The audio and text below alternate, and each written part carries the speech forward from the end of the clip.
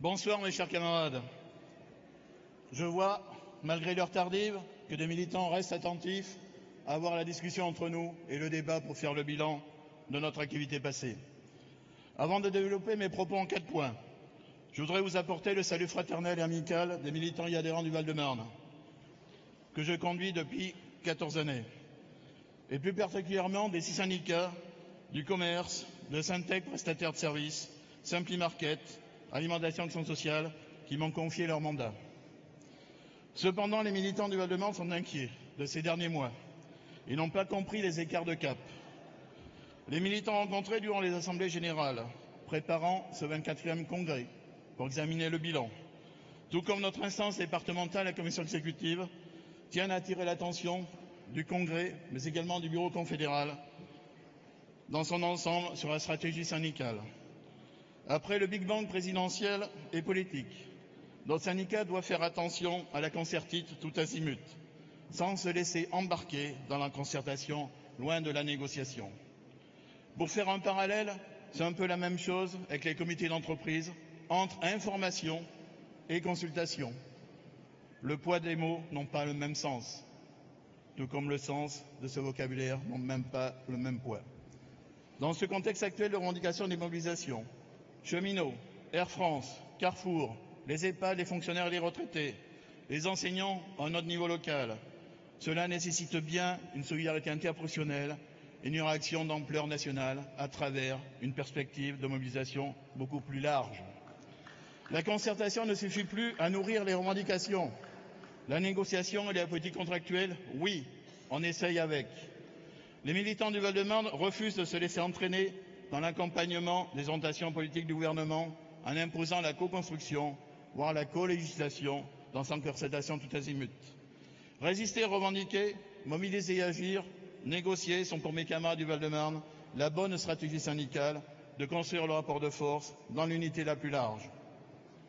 Au second point de mon intervention, je voudrais aborder la remise en cause des moyens syndicaux, les détachements des militants, malheureusement, mais surtout la mise à disposition des locaux syndicaux, unions départementales et unions locales, où notre confédération devrait être plus offensive envers les pouvoirs publics, même si du travail a été fait dans leur reconnaissance, dans les interventions, dans les actions pour éviter les reprises de locaux. Prétextant l'affaiblissement des ressources publiques, les collectivités territoriales sont tentées de reprendre les mises à disposition et de faire supporter leurs coûts au niveau des organisations syndicales. C'est le cas pour notre modeste union locale de Villejuif, où monsieur le maire, LR, vend la bourse du travail et met à la rue les syndicats CGT, FO, FSU, Solidaire et CFTC. Notre combat arrive malheureusement à sa fin, puisque le tribunal administratif de Melun devrait dans les prochains jours confirmer l'expulsion des syndicats et les astreintes en milliers d'euros, c'est 42 000 euros depuis septembre dernier. Je remercie au passage le soutien et la solidarité du bureau confédéral, de Pascal Pavageau, à nos côtés le 25 septembre dernier, devant la préfecture du Val-de-Marne, comme des fédérations et unions locales, unions départementales, pour la défense et la pérennité de la bourse de Villejuif, mais également de l'ensemble des bourses du travail et des unions départementales menacées à travers la reprise de leurs locaux. Les locaux syndicaux interprofessionnels sont essentiels et vitaux à l'exercice de notre mission en tout lieu de territoire. Il nous faudra les défendre, car c'est le syndicat qui est attaqué dans son ensemble. En troisième point de mes propos, je veux souligner les positions confédérales contre les réformes territoriales successives.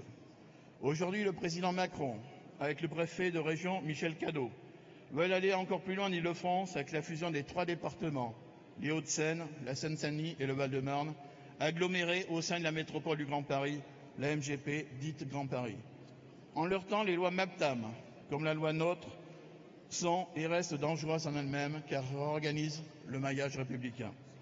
Cette énième réforme territoriale crée un nouveau millefeuille administratif, avec l'émergence de la métropole aux côtés de notre région, mais sur des périmètres et des compétences différents, en sus des communes, des établissements publics territoriaux et des départements, voire les EPCI.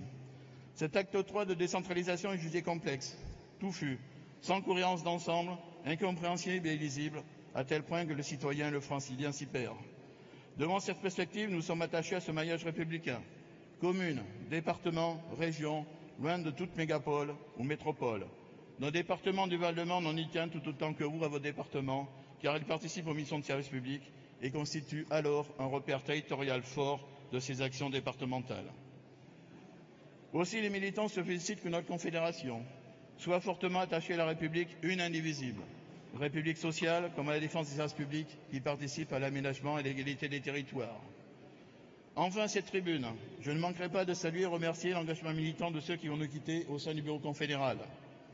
En premier lieu, bien entendu, notre secrétaire général, mais également Michel, Dédé, Marie-Alice, Anne, Jocelyne. Merci à eux du travail accompli.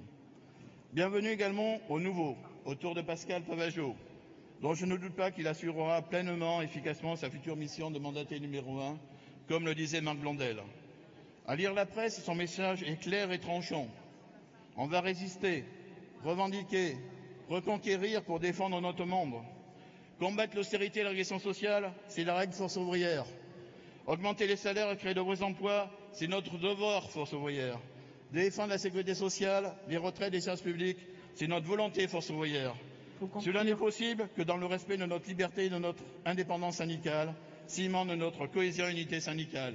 Vive la Confédération force ouvrière, vive force ouvrière. Merci mes camarades. Merci Marc.